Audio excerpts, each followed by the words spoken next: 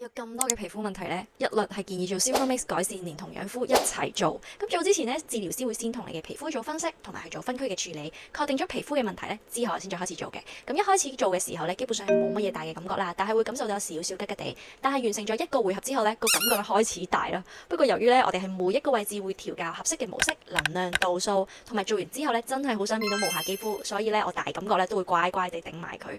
咁我嘅皮膚咧係屬於極度敏感兼且易紅嘅狀態啦。咁基本上咧可以拎我嚟做最壞情況嘅修復期參考對象。每次做完 Silvermix 之後咧，皮膚都會進入一個比較缺水嘅狀態，所以我極力推薦大家會配合埋 Skin Enhancer 同埋50億加嘅人體幹細胞外泌體一齊做。呢個組合咧，真心係會將 Silvermix 嘅效果放大到極致，修復期縮短咗之餘咧，成個療程之後個膚質會更加穩定同埋光澤保濕。簡單啲講啦，膚質係一定會見到好咗勁多咯。咁我做完之後咧，敷埋個醫學級嘅修復保濕面膜，其實已經大致上退晒紅噶啦。咁之後我哋一齊嚟睇下我皮膚咁多日之後嘅變化啦。呢個係我尋日做完 Silvermix。膚又仲有少少紅，但我覺得係好咗好多嘅，即係我啲皮膚咧啲光澤感係慢慢出緊嚟。除咗呢一度有針窿印，